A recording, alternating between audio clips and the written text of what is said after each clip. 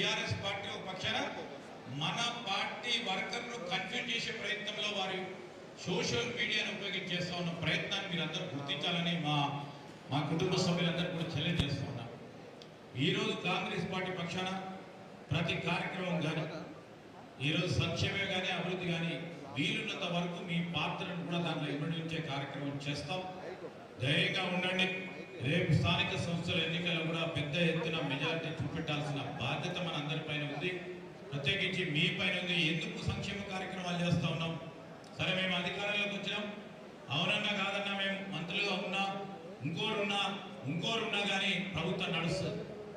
కానీ కేవలం కాంగ్రెస్ పార్టీ కార్యకర్త నాయకుడు మా పక్షాన పార్టీ పక్షాన నిలబడి 6 గ్యారెంటీల పరంగా కానీ హామీలు ఇచ్చిన మాట మేరకు మీ గౌరవం దక్కాలని ఒకటి తర్వాత ఒకటి అన్ని హామీలు చేస్తూ మీరు గర్వంగా నిలబడాలి.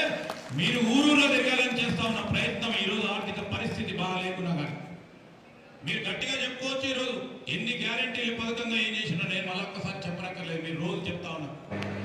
నేను నా పరంగా ఈరోజు చెప్తా ఉన్నా. ఈరోజు ఇక్కడ ఇన్ఛార్జ్ మంత్రిగా ఇక్కడ స్థానికంగా ఉన్న మా ఇన్ఛార్జీలందరికీ, ఎందుకంటే వారే బేస్ మాకు నేరుగా మీకు ఎవరికైనా వారికి సంబంధం లేకుండా వచ్చి కలుస్తాను, మాకు సమస్య ఉందంటే తప్పకుండా వారిని కూడా స్వీకరిస్తాం.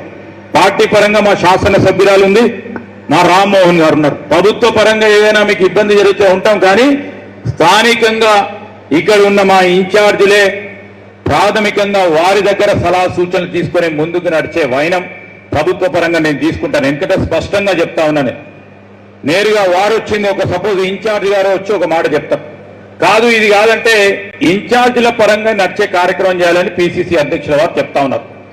ఆ సందర్భాన్ని దృష్టిలో పెట్టుకొని ఇన్ఛార్జీల మధ్యలో ఏదైనా విభాగాలు ఉంటే నా దగ్గరికి వస్తే నేను దాన్ని సరిచేసే ప్రయత్నం చేస్తా, లేకుంటే కాంగ్రెస్ పార్టీ ఇన్ఛార్జీలుగా ఉన్న వారితో కూడా సంప్రదించి ముందుకు తీసుకెళ్లే కార్యక్రమం చేస్తాం. మనం అందరం కష్టపడదాం. స్థానిక సంస్థలకు సంబంధించి రాబోయే కాలంలో సర్పంచ్, ఎంపీటీసీ, జెడ్పీటీసీలు పెద్ద స్థాయిలో గెలుపొందాలనే ఆకాంక్షతోనే ఈరోజు ముందుకు నడుస్తా ఉన్నాం. నిన్న కూడా చెప్పడం జరిగింది, ఈరోజు పాదయాత్ర కేవలం ప్రజలకు ప్రభుత్వానికి వారధిగా నిలబడాలి. అధికారం లేనప్పుడు కాదు, అధికారం ఉన్నప్పుడు కూడా ప్రజలకు చేరువలో ఉండాలని ప్రదేశ్ కాంగ్రెస్ కమిటీ అధ్యక్షులు మహేష్ కుమార్ గౌడ్ గారి ఆలోచన, మీనాక్షి నటరాజన్ గారి ఆలోచన మేరకు ఈ కార్యక్రమం చేపట్టిన నేపథ్యంలో మరొక్కసారి ఈ నియోజకవర్గానికి సంబంధించిన మా అక్కలు, చెల్లెలు, అన్నలు, తమ్ముళ్ళు, రంగారెడ్డి ఉమ్మడి జిల్లాలకు సంబంధించిన పెద్దలందరికీ హృదయపూర్వకంగా విజయవంతం చేసినందుకు కృతజ్ఞతలు తెలియజేస్తా ఉన్నాం. మనం ఎప్పటి నుంచో ఎదురు చూస్తున్నటువంటి మన ఈ కార్యక్రమానికి